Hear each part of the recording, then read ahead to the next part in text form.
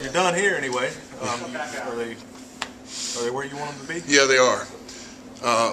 Today was called a varsity short. It was competitive. It didn't really deal with Maryland. It dealt with just competition between best against the best all day in practice, which is the way the formula works. I was very pleased with today. Really pleased with the whole body of work during this post-season practice. The kids were very excited. You heard them today. You heard them out there. They flew around, were fresh. Some of the guys that had the nicks and bruises, they feel good. The Dominiques, the Dwaynes, the Joshes, those guys. So right now we got one more lift and workout on the 23rd when we report back, and then we'll load up the next morning and head to DC. So workout? We'll lift. Okay. No practice. Nothing on the field. We just get a lift and a run to just sort of get the groove out of them, knock the rust off of them. They're free to go home right now, and their report back time is 5 o'clock on the 23rd. We'll lift and get a good run in and have a team meeting that night, 7 o'clock, just to get back on base and get ready mindset-wise to go to DC and work, and then we'll take off the next morning. And we'll work out that night, the 24th, in DC. What was your message to the team before releasing it?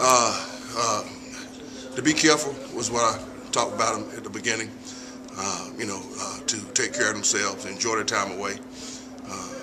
Once we're wider in DC, we're going to DC for one reason, and that's to win the football game. There's 35 bowl games going on. There are 70 teams practicing right now. There's 2 in 1 AA. After today with Georgia Southern, there'll be 2 in Division II and 2 in Division III. But there's 70 teams in the bowl championship series, and we're one of them.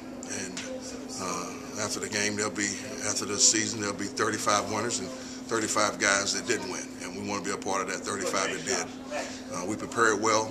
The kids have been very focused. I like their mentality, and that was the biggest thing. And then the second thing, or really the third thing, after being careful and understanding the reason we're going to DC is once you get to DC, there's a division of time where you have event time, bowl event time, and then you have to go to football time.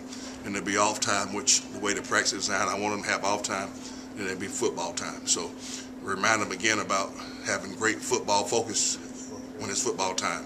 And that was the last message. I'm guessing you feel a little more comfortable with this, because this is the one thing that you had done as a head coach. Oh, yeah. Yeah, I feel good. I've been a part of 14 of them. This is my 14th, and the formula or the design of it came about after getting the Hines part handed to us by East Carolina in the Gallery Furniture Bowl, to be honest with you, in 2000 down in Houston. We stayed too long at the bowl site. We did too many of not just playing events, but extra events. We practiced, but it wasn't with the intent of winning the game at that time. So from that point on, the practice habits, the practice design, the old guy, young guy, split practices where we got old guys sharp and young guys extra work, all that came from that. And this part is great. We got one game left, and the whole goal is this should be your best game. This should be our best effort because it's our last game. And I feel very comfortable here. Yeah, that's a good point. Speaking of the young guys, how do you think they performed during the bowl preparation week? Very, very well. Some guys stepped up that you didn't know about. Reese Wiggins, who had fell a little bit behind the rest of the guys, you saw him step up on offense. Matt Helms, who will compete for a starting job at center next year.